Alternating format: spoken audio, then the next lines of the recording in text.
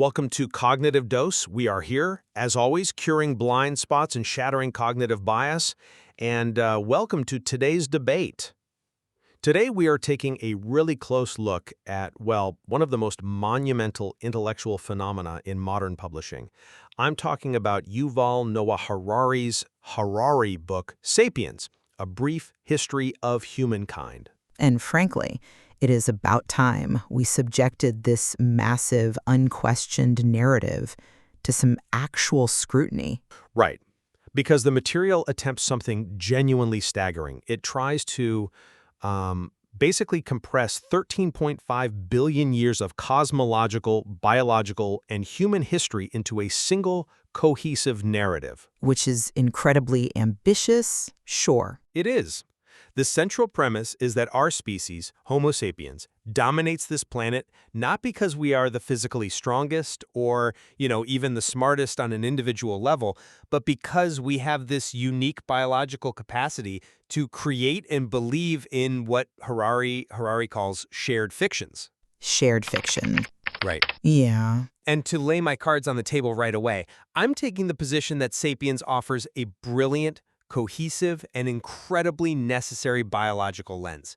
I think stripping away all our human vanity to view ourselves as just biological entities who use fictions as a survival mechanism, it perfectly explains our unprecedented ability to cooperate in massive numbers. Okay, let me stop you right there. Because I am approaching this from a completely different, much more cynical perspective. While the narrative is engaging, it totally sacrifices empirical rigor for sensationalism. You think it's sensationalist? Highly. It relies on debunked biological reductionism. And more dangerously, it introduces these profound philosophical contradictions by masquerading, basically, a kind of fatalism as hard objective science. Well, let's lay out the architecture of his framework first, so we can test its strength. The core of his thesis revolves around the cognitive revolution, which purportedly happened roughly 70,000 years ago. Right. Before this point, human beings were solidly in the middle of the food chain. We had large brains, sure, but we spent our days foraging, hiding from larger predators, and just minding our own business in East Africa. He paints a picture of archaic humans living in small bands with social structures basically identical to chimpanzees. Exactly. Identical. Their group sizes were strictly limited by biology, specifically the amount of intimate social information an individual brain could process. This is the Dunbar number, right? Which maxes out at about 150 individuals. Because you can't physically groom more than 150 people. Exactly. A chimpanzee troop maintains order through highly intimate daily contact. They groom, they play, they form coalitions by literally scratching each other's backs.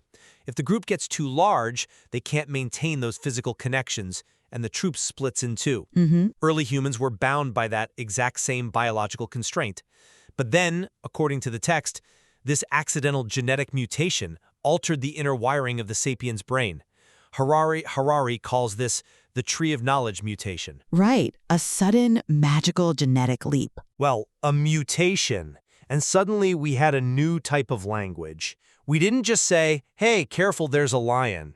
We used it to gossip and, crucially, to talk about things that do not physically exist. What he calls imagined realities. Yes, and I think this is a revolutionary, hard-nosed scientific insight.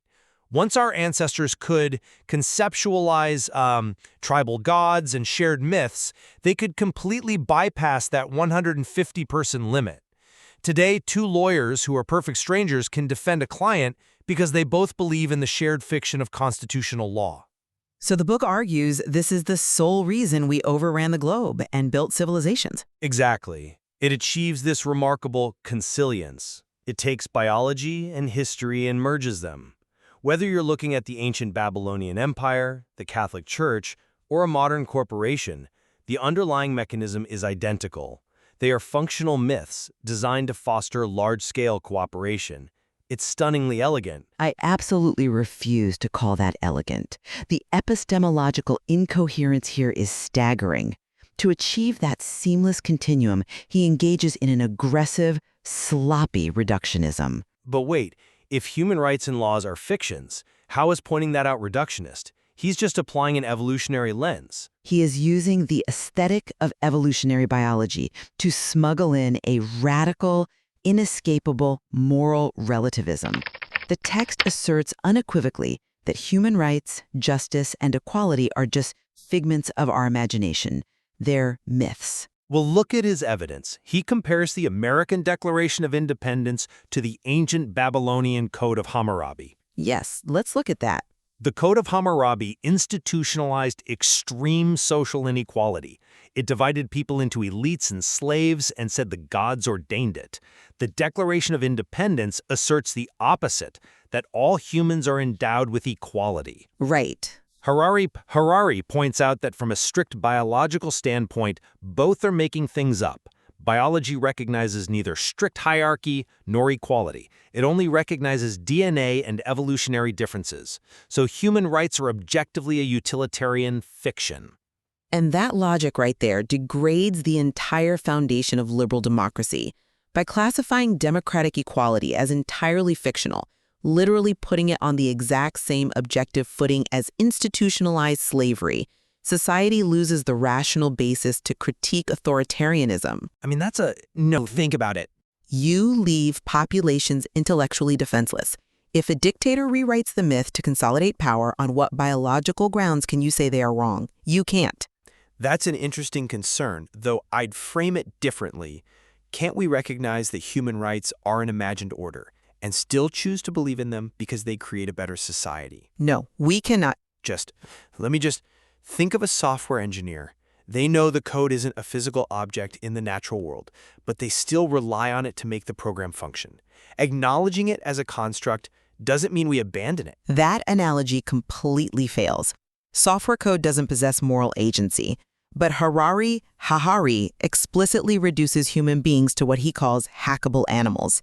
He presents us as entities with no true independent agency, driven entirely by internal biochemical algorithms. Which is a standard deterministic view in neuroscience. But he constantly fractures his own relativistic foundation. He injects these intense, normative moral judgments while claiming morality is a myth. Like when? Like when he aggressively moralizes against the global expansion of agriculture and the systemic exploitation of animals in factory farming. He calls it perhaps the greatest crime in history. Well, he's highlighting the tragic discrepancy between evolutionary success and individual suffering. You cannot have moral horror in a purely Darwinian, mechanistic universe. If humans are merely biological algorithms maximizing our evolutionary fitness, then factory farming isn't a crime.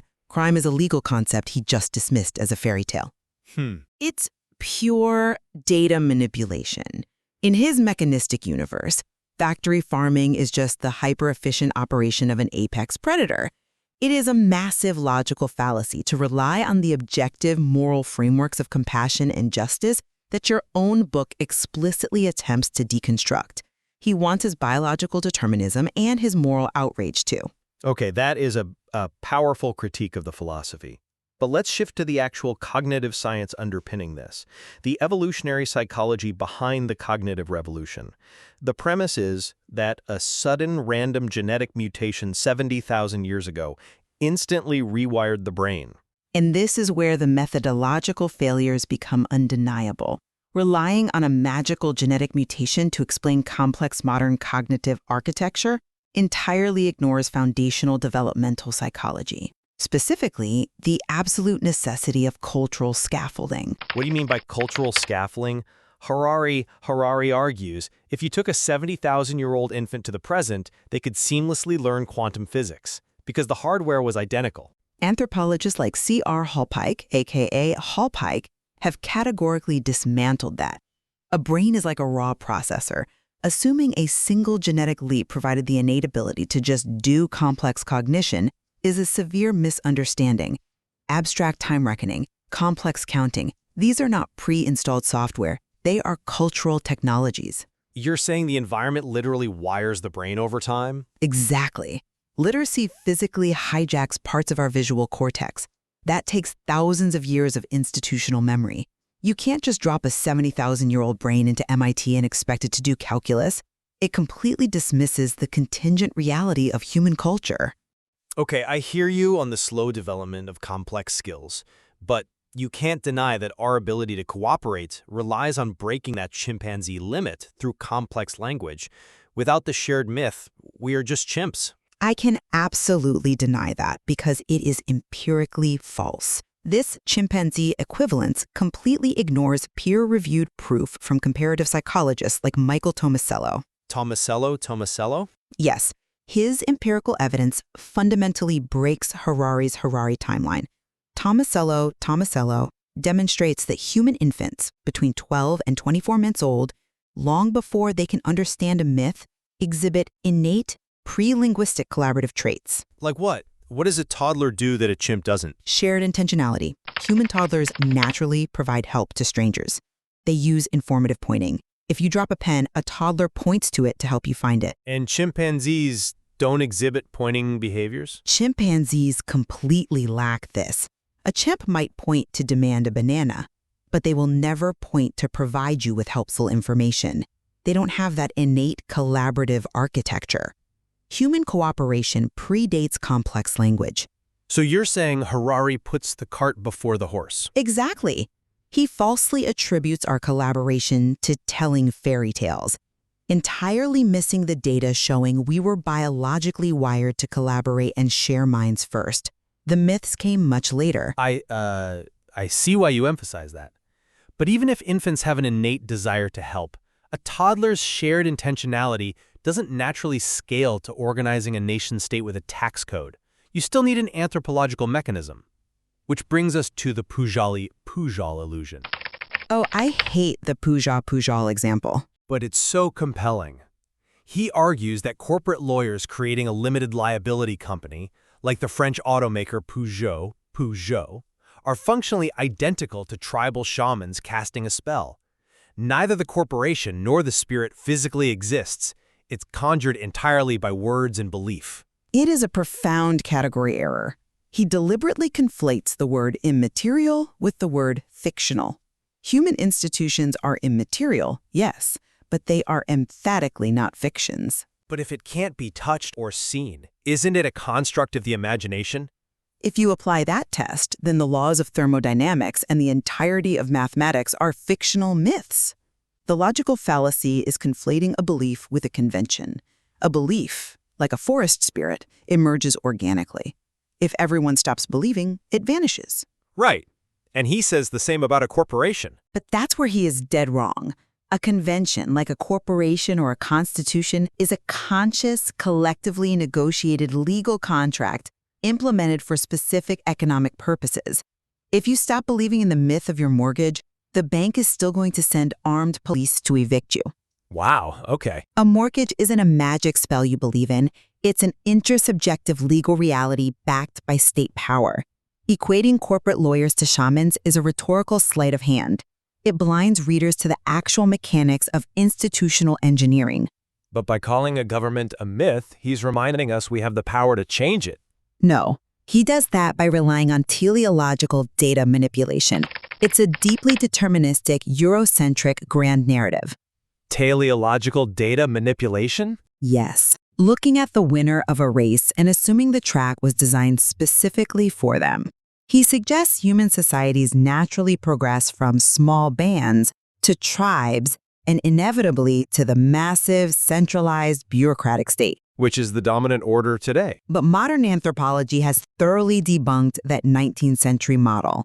By claiming ancient humans couldn't achieve complex milestones without top-down control, he structurally ignores the complex, contingent reality of diverse indigenous social systems that operated outside state structures. It erases human agency. Those are really substantial critiques, but surely you must acknowledge that Sapiens acts as an unparalleled intellectual catalyst.